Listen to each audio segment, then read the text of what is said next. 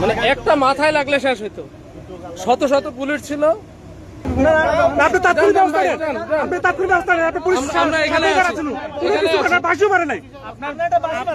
দুইজন এমপি আছে এখানে, সংসদ সদস্য দুইজন আছে, কি নিরাপত্তা?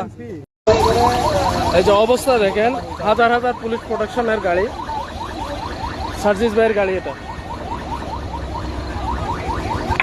4-5টা গাড়ি, শত শত পুলিশ দেখে দেখে যার তামাশা দেখতেছে। অবস্থাটা দেখেন। আমাদের গাড়িটা তো করছে, কিছু হয়নি, তো এটা তো আসলে সভ্য সমাজ হইতে পারে না। এটা হ্যাঁ, এটা ভাঙছে। এটা তো কি মানে এই গাড়ির ভিতরে দুইজন এমপি ছিল, গাড়ির ভিতর এমপি ছিল। জাস্ট মানে একটা মাথায় লাগলে শেষ হইতো। শত শত পুলিশ ছিল। এগুলা কি নির্দেশনা ছাড়া হচ্ছে? আপনারা ভাই ওইখানে আমাদের না থামায় আপনারা টানিয়ে নিয়ে চলে আসছেন। আমরা কি জম্মু কাশ্মীরে আছি? জম্মু কাশ্মীর মনে হয় ওরকম। এটা সার্জিস ভাইয়ের গাড়ি, এখানে মারছে। এটা মহিলা ছিল। আপনাদের নির্দেশনা থাকতে পারে। লোক দেখানো পুলিশ নিয়ে আমরা কি করব? আমরা এরকম পুলিশ দোকানটা ভাই প্লিজ। আপনি তাৎক্ষণিক ব্যবস্থা নেন। দুইজন এমপি আছে এখানে, সংসদ সদস্য দুইজন আছে, কি নিরাপত্তা? এটা তার মাথায় লাগলে তো তার জীবনে শেষ।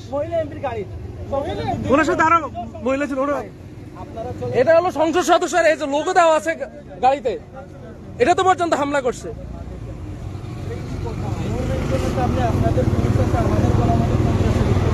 এটা তো পর্যন্ত হামলা করছে, তাহলে আপনার হলো কি? আপনার এখানে শত শত পুলিশ কি প্রোটেকশন দিচ্ছেন? এই গাড়ির ভিতরে মহিলা আছে, মহিলা এমপি ছিল, মহিলা আছে।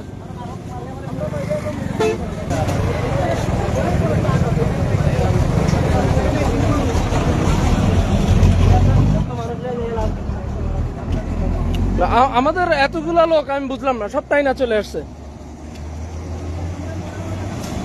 এই যে পুলিশের গাড়ির অবস্থা দেখেন, জাস্ট হলো কি সবাই দেখছে যে হামলা হচ্ছে।